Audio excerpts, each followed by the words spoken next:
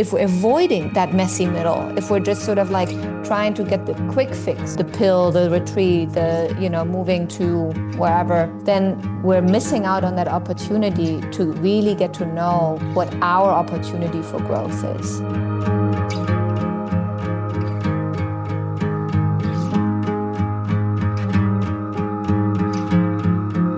Welcome back, everybody, to the Humble Mind Podcast. Nice to have you here. I'm really excited about today's conversation. We have got Franziska Gonder, who is a writer, a leadership facilitator, and a somatic coach working at the very interesting intersection of embodiment, emotional intelligence, and conscious leadership. She's also the founder of the Inner Assembly, which is a community space for leaders to move beyond information overload and into real embodied integration. Her work invites us to lead not just with our heads, but with every part of ourselves, body, mind, and spirit. And this is to help us to foster a better culture of trust, regulation, and relational depth. Franziska, welcome to the Humble Mind Podcast. Thank you. I'm excited to be here. Hey, great. Well, both of us connected through another friend of the show, Johnny Miller, who I know you know. And so I was very, very gratified when I reached out to you that we had more than a couple things in common. So that was nice. And your work in particular, I suppose you could call it the main kind of bit of interest right now that defines your work is, we could call it leading from the body. What does it mean to lead from the body? Is there some context, a bit of a story that you might tell around someone who would like to learn more about this, but perhaps has maybe just heard that phrase or this idea for the first time? Beautiful question. Thank you. When I start talking about like what it means to lead from the body, where my body goes pretty quickly is my own story. And sort of like for how long I felt so incredibly disembodied, as we would say. So kind of like almost like frozen in a way of performing and just doing for the sake of doing, and checking off the to-dos. And it really felt like, for a really long time, it felt like I was just looking for something on the outside in many ways. To check off and to like move along and to attract, and there's nothing wrong with that per se, but what I didn't realize is that there were some emotional patterns that would constantly come up for me. I would oftentimes freeze ahead of like really big work days. Like I would feel so incredibly overwhelmed, and then I would just push through, and I would judge myself for it, instead of kind of like inviting that overwhelm in and being like, why am I feeling overwhelmed? What is that overwhelm? What is that overwhelm trying to like message me? What's the call that I'm getting, or I would often move or like accomplish things, do things very last minute. Another emotional pattern that I had for a very long time. I never sat with that. I never asked myself like, what is that? But instead I would just like, roll into one night shift after the other. And so many of these kind of things started to change. I could go on for hours on that, all of the things that where I was standing in my own way in many ways. But a lot of these things started to change when my father passed away when I was 24. That changed a lot for me. And then I had my first child unexpectedly at 27. And all of a sudden, certain ways of operating, certain ways of being, they just like didn't work anymore. You know how it is. Like all of a sudden, when a child enters your life, like all of the little productivity hacks and the things that you're doing that just don't work anymore. And so and then on top of that, I was like going through a lot of grief at the time as well. And I just my body just didn't want to get up at like 4:30 a.m. anymore and just crank through the day. And I had to start listening to my body and being like, what does my body need? Like, what do I need today and today and today? And so on the very basic level, before I go too deep into the neuroscience and into the nervous system health sort of like realm around all of this stuff that we're going to talk about today, I think embodiment really also means for someone who's like very high performing all the time is to have a relationship with the signals that their body is sending them, and learning what the patterns are, learning how to understand where I'm getting in my own way. And my body is the system that suffers the most. You know, chronic illnesses, chronic fatigue, like headaches, all of these kind of things are oftentimes signs of something that we're doing consistently that's not working anymore. Yes, beautifully put, especially at the end there. And there's such a strange kind of cultural inheritance that I think so many people have, me included, perhaps you included as well, in what you were saying, in the body require, being something that we need to master and to kind of command and squeeze the most out of. And in many ways it makes sense. It carries us around the world. It helps us to do things, to accomplish things, to make things. It helps us to make connections with people, to build bridges, skyscrapers, everything else. But at the same time, it feels like it's new information for a lot of people to sort of realize that we've got to take care of it, and that it's not, infinite, and that it is something that also has its own language and its own ability to communicate back to its owner, and go, ooh, okay, we've got to start addressing certain things. Otherwise, I will get sick. Otherwise, you're gonna feel a lot of pain ultimately if it's not addressed. So it's amazing to kind of just underline what you're saying with this idea of the body having a language, and that we can learn how to listen to it and to speak with it, and for that to ultimately not be framed as now it's this crutch, but rather as a superpower, as something that allows us to amplify everything that we can do that much better, that much more greatly. Yeah. To befriend ourselves, right? I think that sits at the bottom of all of this, of just sort of like, I think we live in a culture where the things that our body's sending us, whether it's a headache or other things, right? It's like it's an annoyance, it's a disturbance, and then we swallow a pill to make it go away, and not feel it again. So we numb it, right? Instead of like, if I have if by Wednesday I have always this excruciating headache, right? And shouldn't I ask myself, why is it always the same? Why is that always coming on? What if I don't numb it? What if I'm actually gonna sit here for a moment, feel into it, being like, have I eaten enough? Have I drank enough? Have I moved enough? Have I just very basic things, right? For now, like, who have I spoken to? How have I spoken to the people that I've met so far? Am I constantly just like, demanding and agitated and kind of like rushing, or am I regulated, grounded, calm, right? Like there's so many things, like if our body's on a chronic tension all the time, the body starts to signal us what it needs more of. So instead of perceiving it as a disturbance, what if I then say, let me go sit in the garden for 5 minutes and take a deep breath and get some fresh air and organize myself for a moment, right? It's like, it sounds so groundbreaking, the simplicity of it. But I'm always astonished with a lot of the people that I meet on a weekly basis of just how the simplicity is the first thing that goes out the window when we're just here to perform. I have this theme in my practice where I help folks to transition from performance into capacity. What becomes possible when I replace my relationship to performance with capacity? Right, going through that journey. What's even my first instinct when I hear the word performance? How does my body feel? What shows up for you, right? Like, how's your breath? How's your stomach? How's your shoulders? Like, what's the first color that pops up? All of these things. Yeah. And then let's do the same thing with capacity. 99% of people that I meet all say like, capacity gives me that feeling of space and choice, and my chest opens back up, and I feel like I'm a little bit smarter.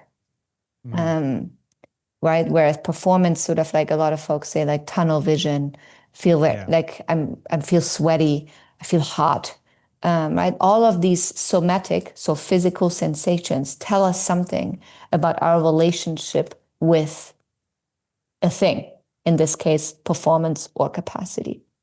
That's beautifully broken down, performance and capacity, and not necessarily something that's meant to be mutually exclusive. No. Because ultimately, when we can free up capacity, that's where greater performance lies.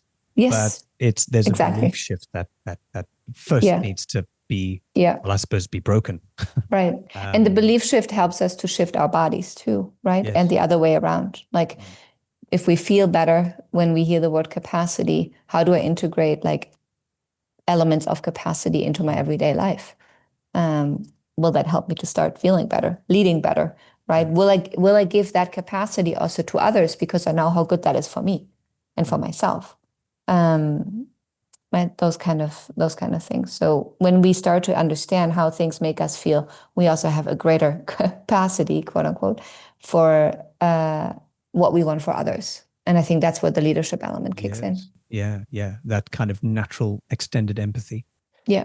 Is there something from neuroscience, or perhaps some work that you've done, some evidence that you've been able to find for yourself that has either empowered your work, or perhaps, maybe a statistic that you sort of start conversations with other leaders around this?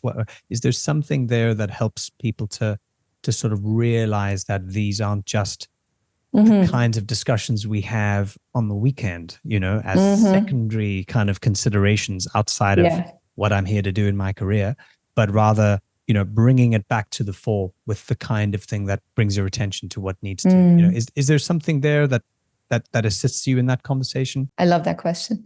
One of the first ones that I learned when I went on my own journey about like 10, 11 years ago, that I still pull out occasionally, is how for every information that the brain sends to the gut sends 9 pieces of information to the brain.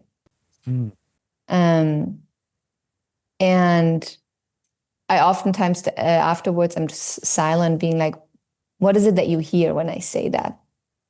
And then folks are like, well, and then often hears like, I guess the gut feeling thing is a thing. Right? And that's true, right? So the way the body, or we as humans, store information, memory, experiences, all of these kind of things, is via the gut, right? Like there's like neurons that sort of like connect. And when let's say, there's this typical example of like a woman walking home at night and feeling kind of like a little bit anxious, right?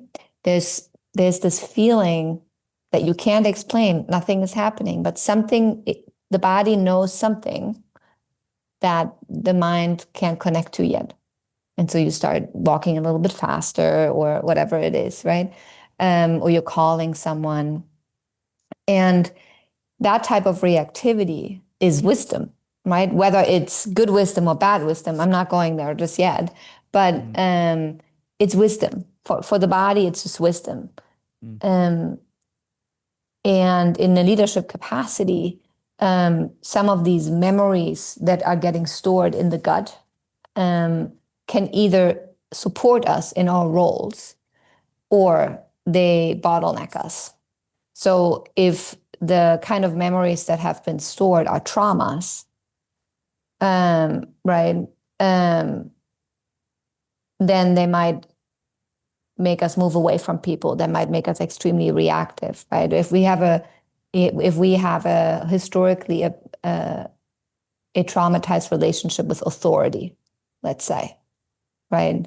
And I'm the founder of an organization, but I've experienced a very manipulative childhood because my parents were really toxic and very authoritarian in a very negative way.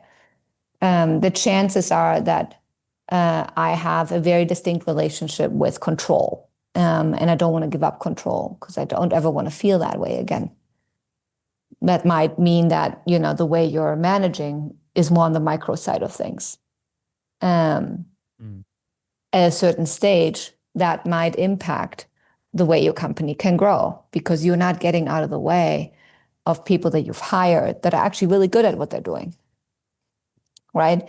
And so it's really helpful sometimes to go a little bit deeper than just sort of like helping people to like be more productive and manage teams and all of this kind of stuff, and actually help them to understand like does all of this come from? Because when we get to the bottom of it and when we get to understand like why our body is constantly in that reactivity loop, right? When your head of sales is trying to like be too bossy and you're just like, I don't understand. Why is he always this way, right? And you say like, so what is your relationship with how he's reacting, right? Because if you're not, maybe he's ready to take more responsibility, but you're not ready to give it to him. What about that, right? So we always, as leaders, we always need to start exploring ourselves first and how we are committed to things that we don't want. Like there's always unconscious commitments, right? Like this goes a little bit into the conscious leadership realm.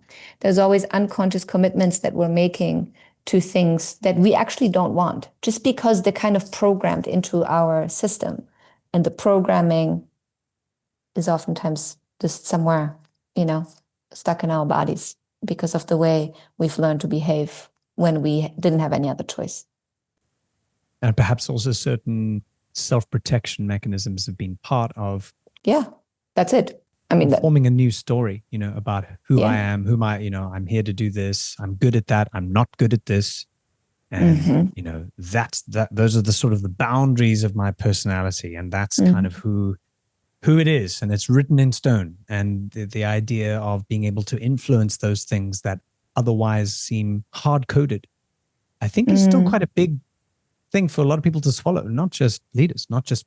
Oh yeah, it's a human. That's a human thing. Yeah. The only reason why I'm saying leaders is this is sort of like, the work I guess that I'm committed to right now. But like, there is something that I've witnessed in my own journey as a founder and failed founder also, twice,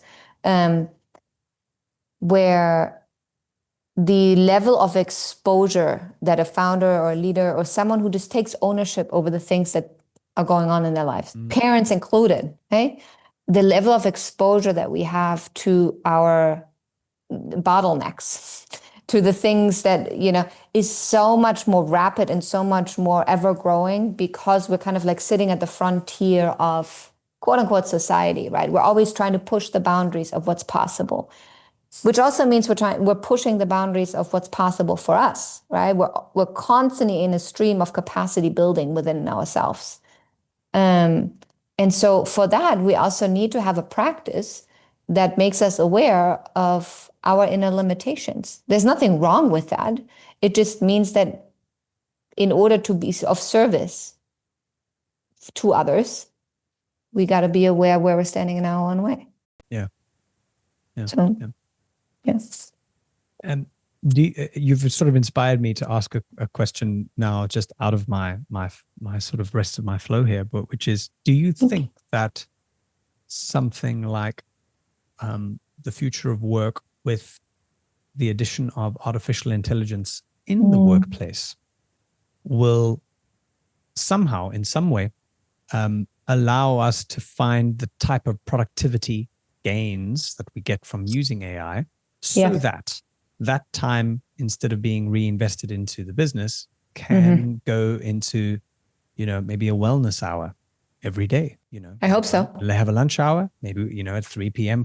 till 4 p.m. There's the ability to go ride a bike, go put your feet on the grass outside, go and maybe do a meditation or quick yoga class. Do you think that there's something really positive in a way that we could frame or even reframe about this idea of machines allowing us to move more closely to taking care of ourselves?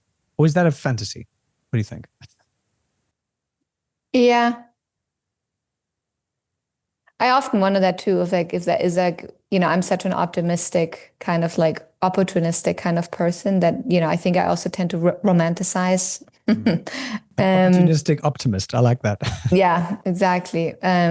So I have personally seen many advantages of like using parts of AI in order to quote unquote streamline certain parts of my business that would have otherwise taken much longer. And so I have more capacity mentally, emotionally too, for some of the clients that I'm meeting on a weekly basis. So I think there's something there, but I don't think that's sort of like a given fact. I think it depends on the leader that sees that opportunity and then says like, hey, if my people can speed up this process, or we can make this moment smarter, right, in the way we work, what else can I offer them to like upskill themselves or support themselves or like invest into their health? Like that's an intentional thought process that a somewhat conscious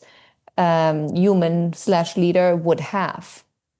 And then take that opportunity and being like, great, I've always wanted to invest a little bit more time into these and these skills for my people, or like offer them this and this, development opportunity, and now we can.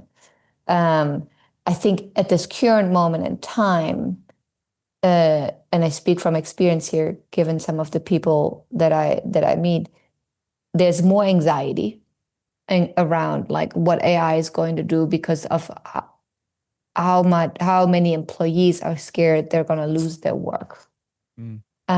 So I think we're in this messy middle right now where the productivity hustle, quote unquote, is even greater. Well, now that we can do even more, let's just do even more. Right? And now let's just pump out more products, more features, more things. And so that feeling of saturation has moved further away again. And so I think we got to be very careful and kind of like, people like you and I do the work of informing others like that there's also another way of being in that realm.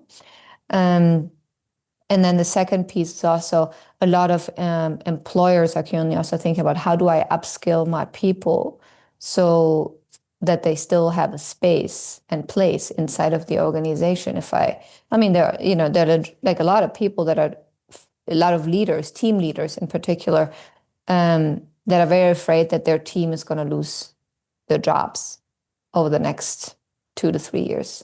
I hope we're going to get to where you're going, what you're saying. But right now, I feel like we're more in like a messy middle. So I've seen you use that phrase before, the messy middle. What is the messy middle in terms of kind of, moving through a leadership gradient, or moving through a gradient of developing a skill, or learning how to reprogram yourself, or whatever it might be? What does the messy middle look like in practice, and why is it something we should not try and skip? I'd love to give that question back to you too. I'm super curious what you would say. So there's 2 ways of looking at the messy middle. One, energetically, it's something that we're trying to avoid, right? I think just like biologically, it's not something that we enjoy. It's sort of like when you're stuck in the rain, you want to get out of the rain, right? And so you're running home. That can, in a leadership situation, or just, as someone who's trying to develop themselves, not even just like on an organizational leadership level, but on a personal leadership level, like how I show up in my life, how I show up for others, how I show up for myself, right? Those kind of things. We tend to kind of like look for the shiny objects, right? We've all been in a shiny object kind of like moment. And so I see something, right? Like, I'll take burnout as an example for a moment. Someone experiences burnout, and then they think, well, if I go to the next 3 ayahuasca retreats that are being offered 2 towns down, that should fix it. We've all heard it before. And so while those retreats can be extremely powerful, and there's a lot that you can see. I'm just using ayahuasca as a placeholder for any other modality of healing that you can choose from these days, right? And so I think there's an avoidance of the messy middle, as in like, it's great. It might offer me some insights into like what I've been avoiding, but am I then actually sitting down and sitting in that, what I've just found out about myself, trying to rewire it, trying to be curious about it, not bring in judgment, offer myself some compassion, offer myself some critical thinking too, and being like, whoa, like if this has come up, like how long have I been running around with this? How long has this been part of my life? Holy shit, this was like part of my life I remember me being at 6, kind of like feeling that, not thinking that, right? Feeling that. I often ask that question in my work, like, how old is that feeling that you just described to me? And then they say, well, I can trace this all the way back to like 2nd grade, 3rd grade. I was like, okay, so what happened in 3rd grade? And then all of a sudden, people start to see sort of like, whoa, how this conditioned thing that they've been running around with has been developing over like decades. And it's still running their lives. And so if we're avoiding that messy middle, if we're just sort of like trying to get the quick fix, right? The pill, the retreat, moving to wherever, right? All of the quick fixes, then we're missing out on that opportunity to really get to know what our opportunity for growth is. And I think that same thing plays out in different realms. That plays out on a personal realm, that plays out on an organizational realm. I can always see certain elements that an organization has been avoiding for, whether it's years or decades or whatever. That plays out on a national level, right? Like politics, like there's always things that, everybody says, don't they see what they're avoiding here? Like, why is it always the same thing? We always struggle with the same problem in this country. Yes. Right? It's because nobody spends time in the awkward, messy, uncomfortable middle. We're not allowing ourselves to sit in it and taking that sensation away that is something bad. Because the moment you slow down the sensation of something that really irritates you, it actually becomes a place of like a huge opening. I call this somatic opening. The moment you take the reactivity out of something that feels very uncomfortable and you breathe into it and you allow it to just be present, no judgment, it actually becomes a big opening. It's like a door, a gate. It reminds me a little bit of some things I've been thinking about and writing about, and actually had a conversation with the very last guy that was on the Humble Mind podcast, where we were talking about emotional intelligence, and we spoke about this idea of willingness. Yeah. And it's something I've really kind of been just sitting with a lot, because it's a natural human impulse to over-optimize on things that are good and sweet and nice and warm, and try and kind of underplay or avoid things that are not nice, things that cause pain, things that show us our shortcomings or that contradict us in some ways, just how we're wired and how our nervous systems are wired to deal with threats and so on. And I found that the more that I can kind of willingly embrace situations that are painful in some way, maybe they bring up a memory, maybe it's an argument with my wife, maybe it's a disagreement with my children, maybe it's something that happened at work and someone kind of asked me a question and I kind of froze. And instead of doing what I often do, and I think what a lot of people do, which is to sort of push it away in some way, or to sort of resist it in some way, if I can kind of just sit with it and allow that to sort of fill up my body as though I was pouring a jug of water, just fill it all up and watch it fill up. Not, like you said, not judge it, not try and change it or control it or try and insist on where it needs to go, but allow it to just be there. Not only does it dissipate faster, actually, than if I just kind of like walked around and got angry. Well, it's a fight or flight response then, right? Like when you hold on to it, right? Then the body learns that it's something unsafe. Yes. Yeah, exactly. And then that the continues. nervous system is like, oh shit, like we got to protect ourselves from it at all costs next time. And so it continues. But if we let it go, the body's like, oh, nothing going on here. Let's move on. Right? This is how the nervous system works, after all. And in that way, I find that the more I do that, the more I can stop myself. Obviously, I still don't get it right, but the more that I can just sort of, kind of catch. Ooh, okay, hang on, you're going there. Just let it pass. Let it just sit back and kind of watch the clouds go by. Whether it's a moment of anger or feeling embarrassed or feeling just completely out of sorts in some way. I can kind of go back to that place more easily, and perhaps in a way that you talk about capacity building.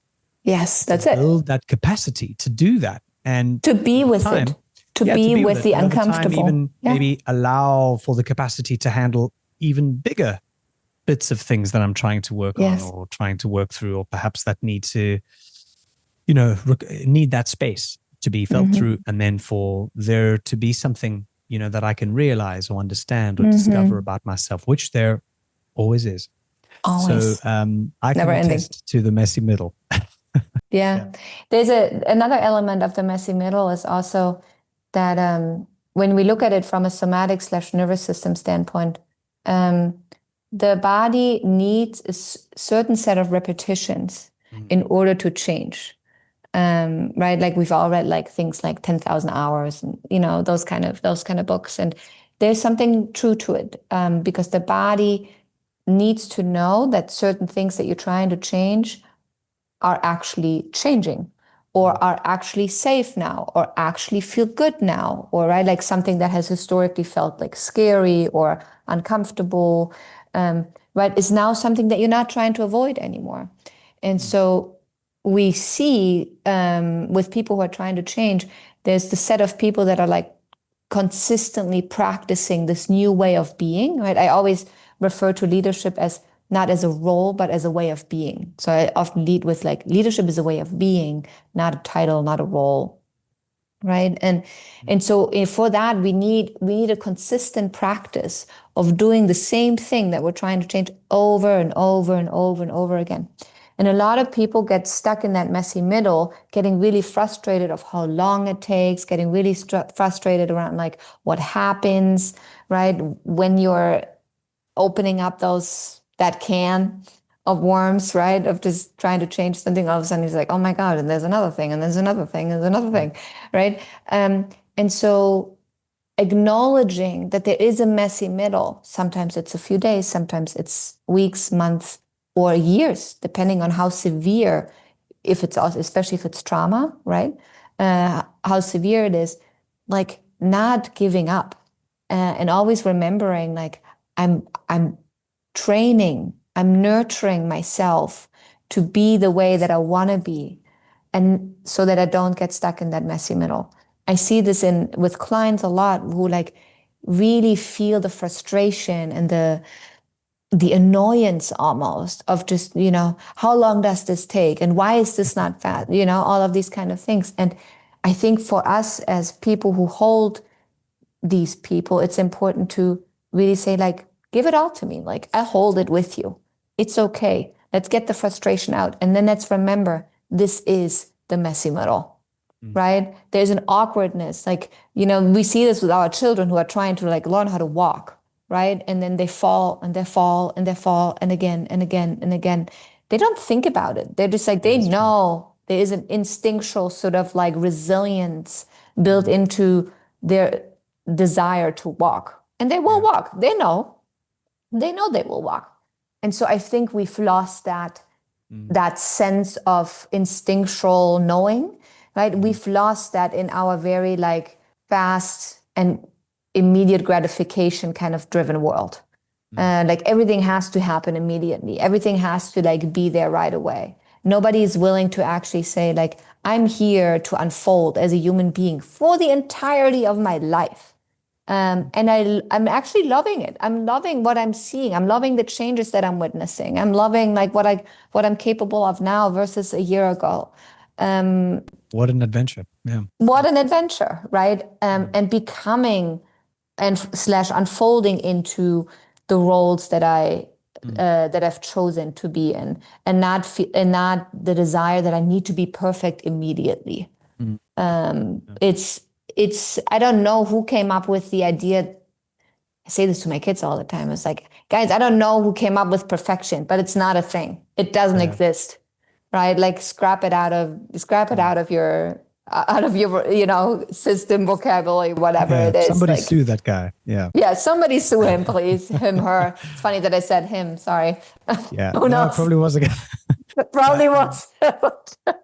There's something there, I think, on the necessariness of patience as well. Yeah. And perhaps just patience being something to reintroduce in many ways, or maybe to kind of give patience a different PR company to work with, and how we can rehabilitate the idea of being patient within everyone.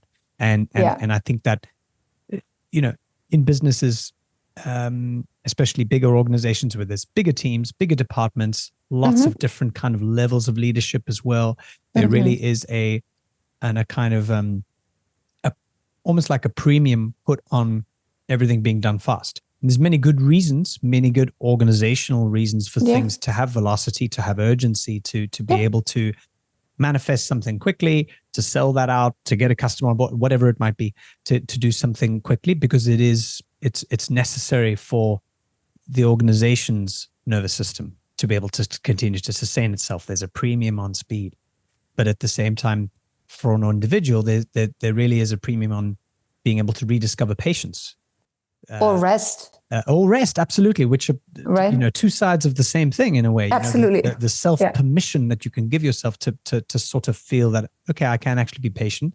I can rewire some of my expectations around things not needing to be absolutely immediately right now. Yeah. And for that to be okay.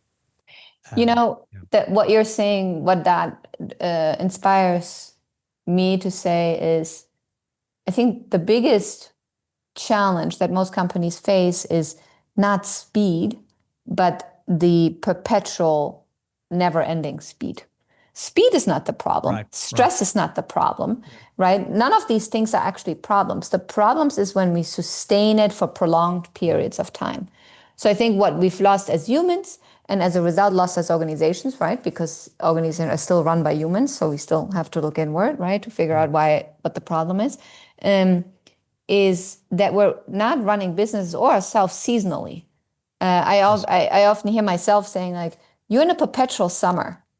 When is your fall coming? When are you hibernating in winter? Yeah. Right? Like when are you coming out of winter rejuvenated and ready to take on sort of like that blooming phase of spring again? Right? Like, we can do this on a weekly basis. We can do that on a daily basis, on a weekly basis, on a monthly basis, and on an annual basis.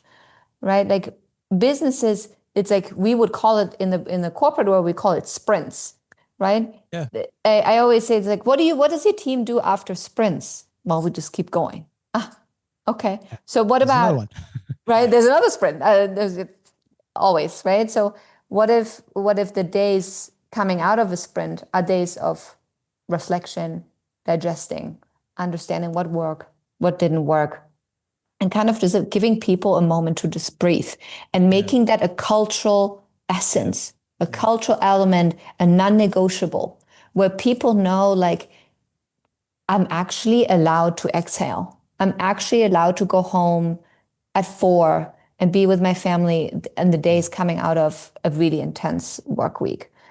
And when I work with organizations that are really good at that, you can always see the loyalty and the sort of like just the trust bank account is full. Right. That doesn't mean that it's always easy. That doesn't mean that there's never conflict. None of these things, right? Like there's ample of it. But it's not so sensational anymore. Like it's like, I feel like the volatility is not so volatile. It's like people don't dip in the way they believe in their work, and then they go up, something nice happens, and then they dip again because something bad, quote unquote, happens again. But there is more like, it's more even, more even here. I saw some stuff on your site and some of the content you put out on the role of kind of language and the voice. Which is really interesting. I'm endlessly fascinated by the voice, this idea of the voice that we have, not just, in terms of making sound, but also the voice as a signature, as something that characterizes a person or Yeah. an individual having something to say and contributing to the well-being of a conversation in some way. What's your view on kind of helping others reclaim their voice, finding the language that suits their voice? I suppose now in the context we're talking about, in the context of leadership and bigger businesses, where there's often a few voices that are heard and the rest need to kind of, be silent or perhaps just go along with what those voices are. Is there a way to have an equitable space in which other voices can be heard, but also, it's still constructive, it can still move along, it can still get things done? This is very multi-layered. So let me start with the individual again. There's a lot of conversations over the last 5-6 years that I had, that when I noticed that when certain topics came on, people either would like shrug their shoulders or like, they would kind of like move backwards a little bit. And it was just more of like a feeling that I had at the beginning when I started this work. And now I feel like it has become more of like a practice and a knowing. To ask, what's your relationship with your voice? Right? When people would say things like, I feel like I just can't say some of the things that I want to say, or I constantly feel like people are trampling over me. I constantly feel like I know all of the solutions, but nobody listens. Right? Like those are all observations. It's a kind of like a sense making moment that we're all going through when we experience that. And in the somatic realm, what I then do is to always bring it back to the body, right? To always make sure that the person relates it back to what's happening inside of them, rather than blaming others for what's happening. Because especially in a world where it's hard to pin down who's actually at fault, right? And where we can't control others either, where we can't necessarily change others. The only way to start changing and healing is within ourselves. So, long story short, what's your relationship with your voice? Even that simple question oftentimes literally triggers many emotions, many feelings, long conversations, big history. And so I think we first need to help people understand what, in general, we need to help people understand what their relationship is with anything that they're struggling with, right? If someone is struggling with commitment, right?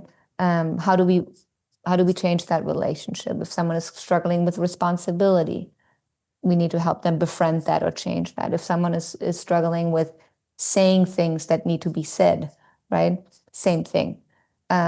But let's always bring it back to the body. Like, where do you feel commitment? Where do you feel responsibility? Where do you feel the constriction of not able to say what you want to say, right? So then we bring it back to the body. We oftentimes understand what that contraction feels like. There's oftentimes a story attached to that, like similar to what we had before, like there's maybe a trauma or micro trauma or just a programming that was layered on top of that, that we want to uncouple. We call that uncoupling.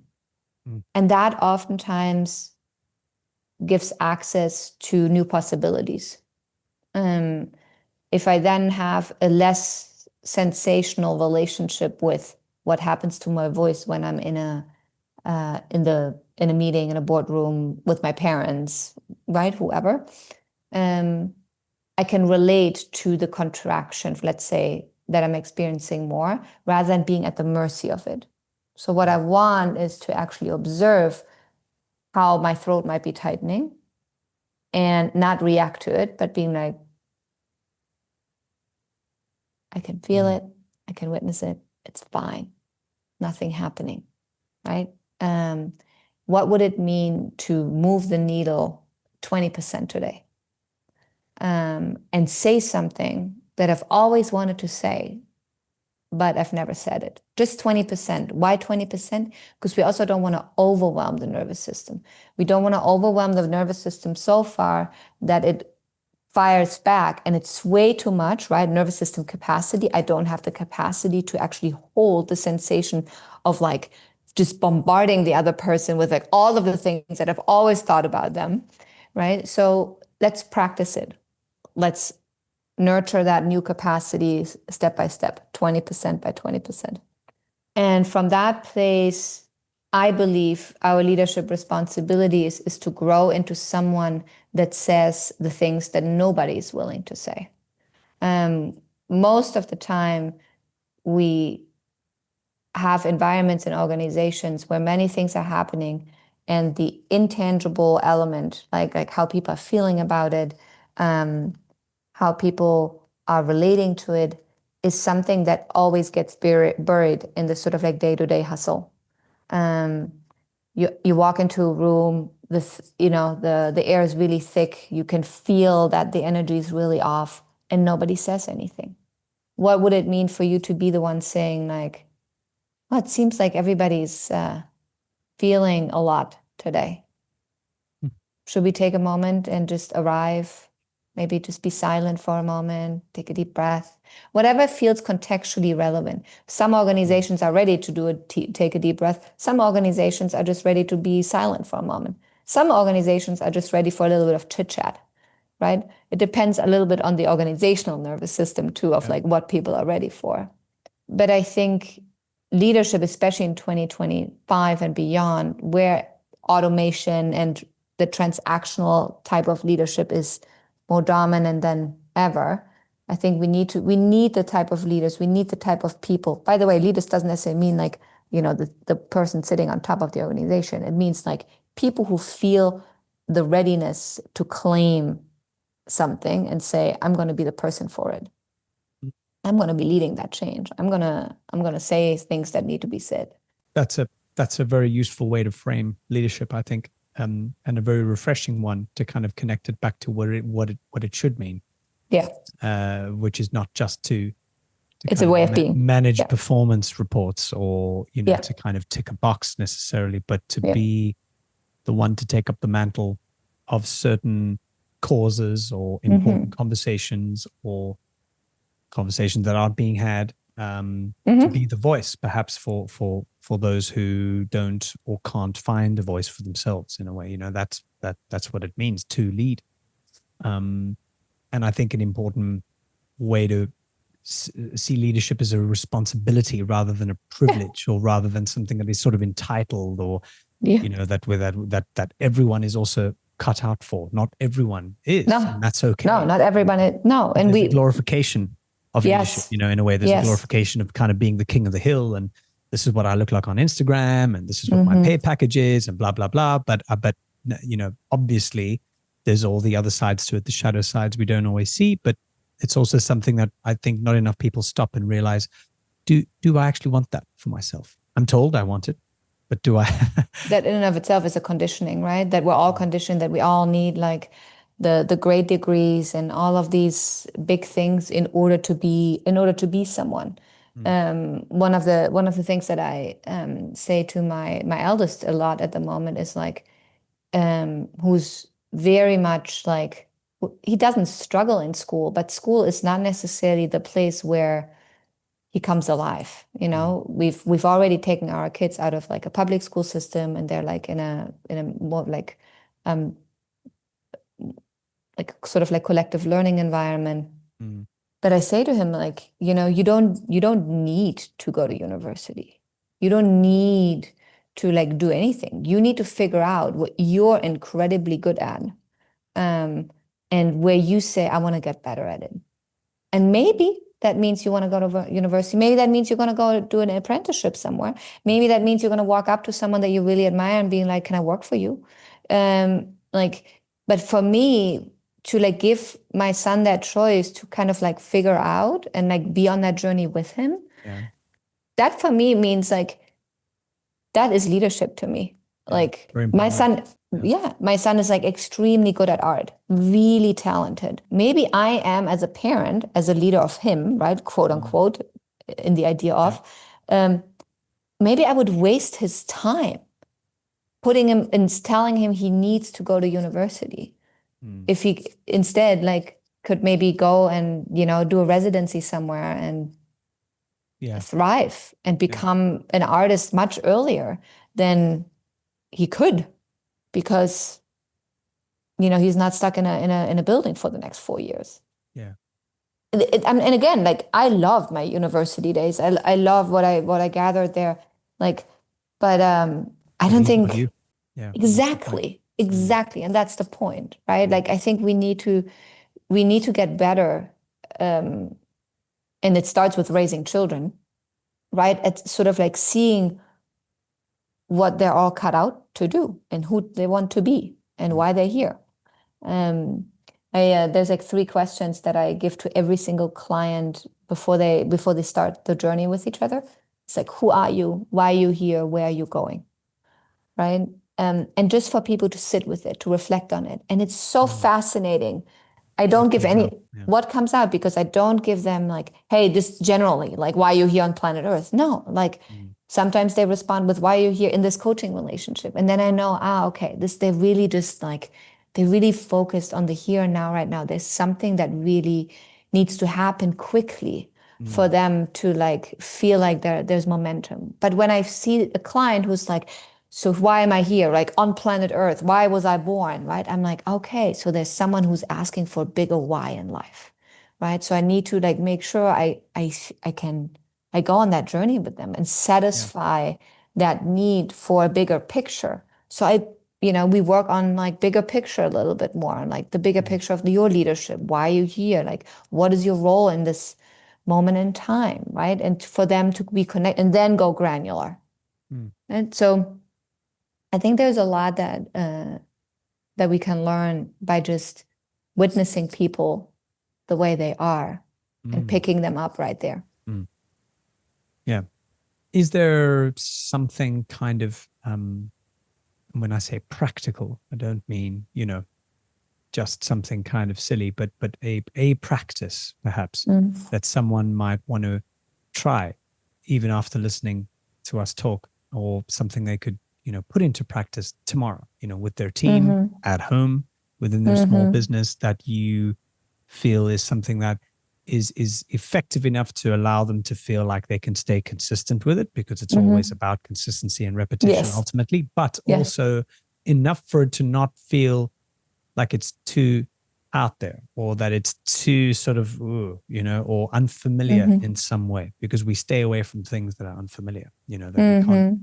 So have you found a kind of a prescription or a recommendation of a practice as something that works in that first base? So you're saying something to kind of like get people started.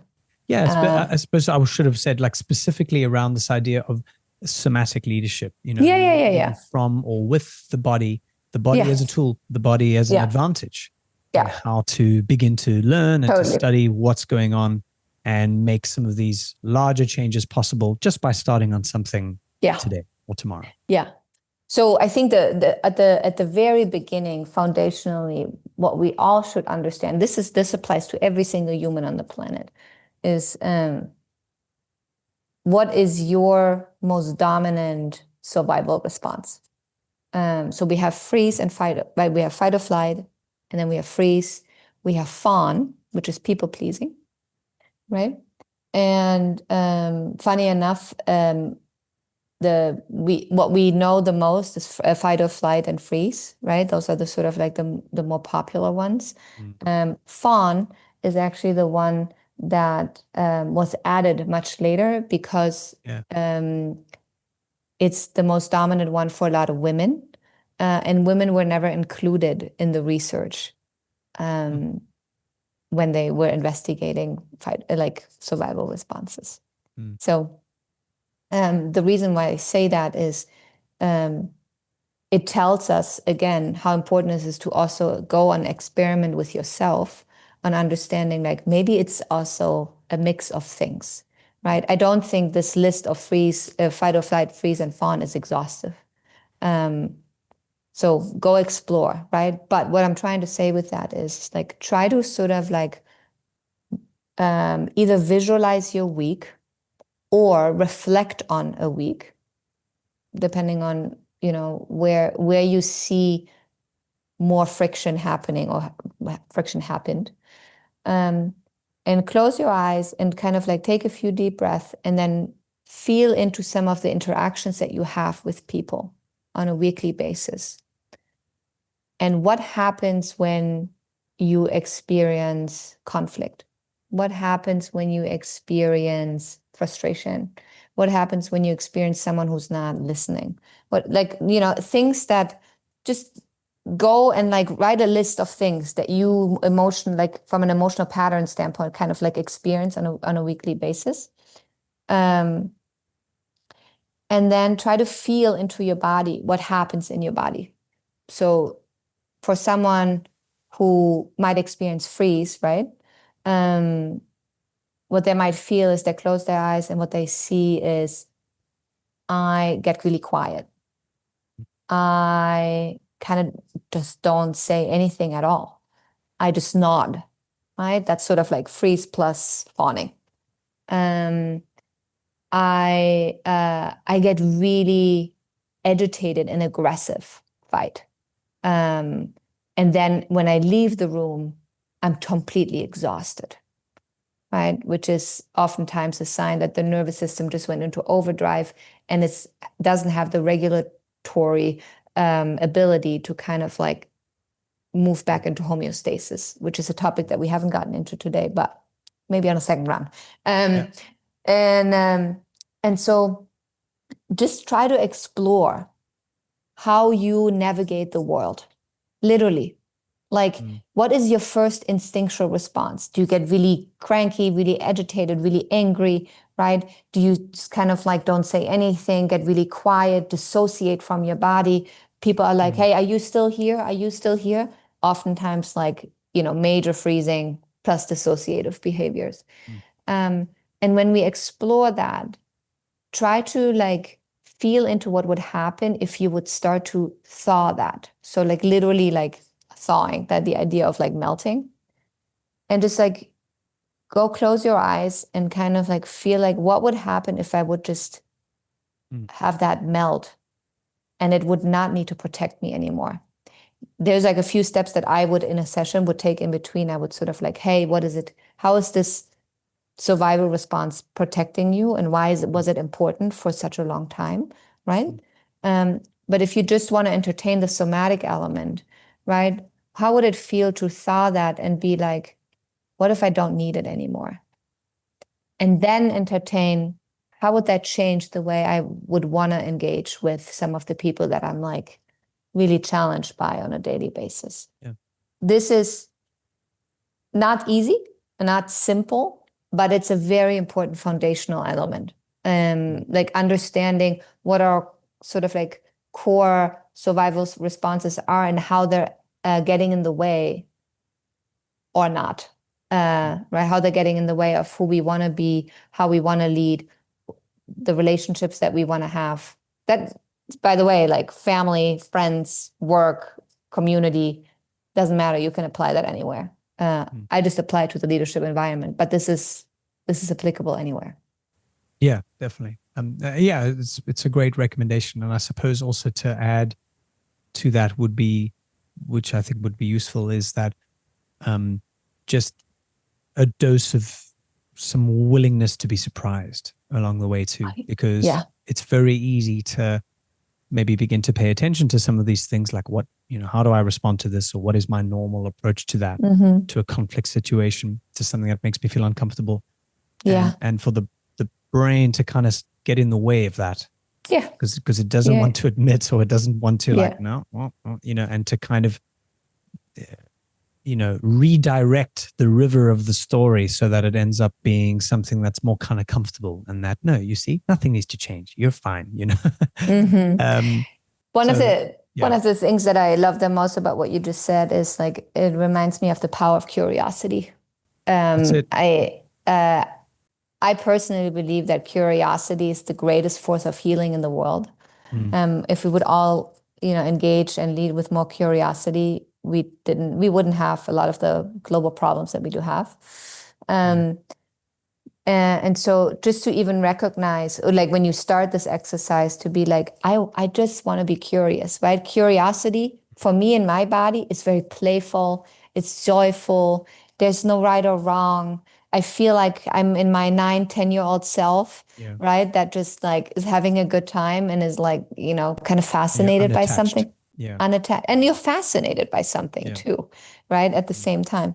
And so even that, like the exercise of curiosity is a great, like other exercise that people could do, right? That listeners could do, of just sort of like engaging with like, how does curiosity feel in my body? And how can I do more of that every day?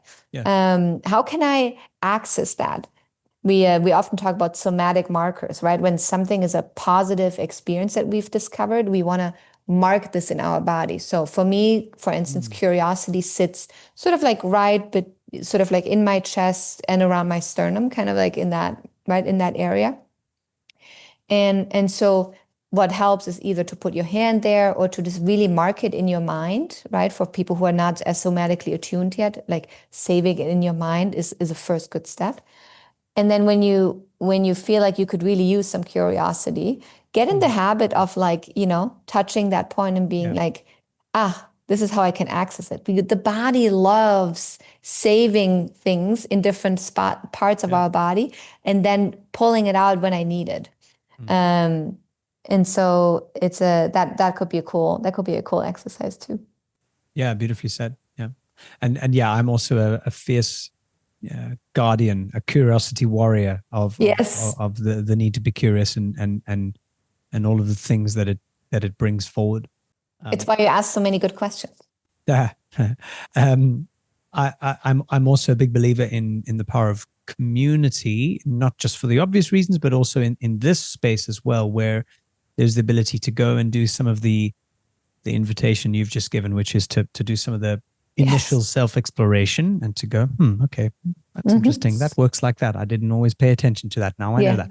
And then to kind of bring that into a space with someone else, whether it's with 2 people or 10 other people, hopefully ones that you trust, and then being able to share that reflection and to talk about it, because I think we're really good at processing things when we don't just have our own minds to process with. In fact, that's when it stays unprocessed. But there's the ability to kind of talk and make sense and overhear yourself talk through something, and then someone else kind of spits it back to you and go, I wouldn't have put it like that, but that's given me something extra to think about. And there's a real kind of shared sense making. That's when you also know you're in good company, right? When that can happen. Which is why you curate the communities that you do, why I curate the communities that I do, because it's exactly what people need. More curious environments, more environments where people are allowed to be with unfiltered, right? Where like things can come up and I don't need to like guard it and shield it, right? But I can practice that new way of being that we talked about today, of just sort of like, when I join Alex's community, like this is where I really practice to show up differently. This is where growth happens, right? This is the kind of stuff that we need. And if I am really important, and this is a big part of like kind of my own little community building philosophy, is that if I am doing that, but I perhaps am not being honest in some way, or I'm not letting it all out in a way that would probably be good for me, there's someone there to go, I'm going to challenge you on that. I feel that there's, you know what I mean? The safety, the openness, and the ability to receive, 100%. I suppose, what initially might feel like criticism or a level of being confronted, but that is also its own almost initiation, to be able to go, you're right, I am bullshitting you, and I'm bullshitting myself in that same way, and here's why, and perhaps here's what's underneath that, which obviously is always without feeling that shame coming on or attacked. Yes, exactly. Right. Which I think, again, like this needs to be a commitment, a setting that allows that kind of like being called out and knowing that people mean well and not attack or, put you into a shamed situation. So again, as leaders, we have the chance to always, every single day, make the decision of creating environments where we're allowed to be called out and we mean well, or where that becomes a toxic trait culturally, right? And we need to be more careful of like which one turns into which one, right? Like it's fine, which is why I'm a big believer also in like especially with AI on the rise and stuff, like the chief people officer role, or like the people team in general, I think will have a very different role in the next few years. I mean, this is also why I'm really bullish on communities and the application of community sort of containers, certainly within business, but everywhere else. But in the example you just gave now, where I'm a big believer in the idea of communities being in the future being less like kind of networks and more like neighborhoods, where they're sort of more kind of closely integrated. It's obviously high trust and high value, but at the same time, there's a sort of a locality, even if, you're in Alaska and I'm in Australia, not physical locality, but there's a locality in terms of values and kinds of things that we do here. Wow. I love that you just said that. Yeah. I really appreciate like a that. neighborhood, like neighbors, nice and kind of familiar and friendly and warm. Yeah. And sometimes, especially when we can have that locality within a geographical, of course, setting, that stuff, what you just talked about, is so important. I've seen this so many times of just, people saying to me, like, I just can't seem to find these people where I live or where I am. And so I'm really grateful that someone, took the initiative to kind of build something where I can feel home, where I feel that sense of belonging and safety and dignity with others. Totally. Yeah, I love it. Yeah. Before we go, yes, tell us about your community, the Inner Assembly. What's that about? And someone who is curious about it, where can they go? So the Inner Assembly is a new program that we just built. It's part of the organization that I run, Leadership That Heals. And it's a practice environment for people who either want to improve their self-leadership or their organizational leadership, to go and dive deeper into some of the things that we talked about today. A lot of like psychological tools, right? Somatic leadership, but also like internal family systems and many other modalities that sort of like help us to better understand how to improve the relational element of leadership. It's a year-long container. We meet once a month. In the odd month, we have a new theme, and then the even month we integrate it. And there's a lot of sort of like just community and prompts and all of these kind of things happening in between. The reason why we chose the monthly cadence is, in fact, because we're really encouraging the participants to just practice and not wait for the content to come in. Like I've learned in my journey that the thing that's kind of like moves us further away from actually trying to do something and become someone is when we stimulate ourselves with too much content. And so I wanted to create something where people are committed and dedicated to show up, to practice with each other, and then be in touch with each other, and then integrate with each other. And not just for 3 months, right? Like kind of compressed and then you're left alone, but like sustained for a year. So it is something that you can really become better at, but it doesn't hijack your agenda either, because people are still busy, right? Yeah. So it's it's a great community. We have like 2-3 spots left. We're starting off in November, end of November, and we'd love to meet anyone who's interested. Wonderful. Awesome. Sounds great. Well, you heard it here. Yeah. Franziska, thank you so much. I think we could speak for hours. Yes. I'm really looking forward to the next one, where we definitely need to do it in person, whether that's in Portugal, Spain, or Costa Rica. Who knows? Who knows? So I'd love to see you in Spain. Yeah, wonderful. Thank you for your time. Yeah. Thank you. Thank you. I appreciate you. Thanks for listening to this episode of Humble Mind. I hope you enjoyed it. If you're curious to take a look at our community, if you're not a member, you're missing out. make sure you head to humblemind.co to check out more and to see what we're up to. I look forward to seeing you there. Until next time.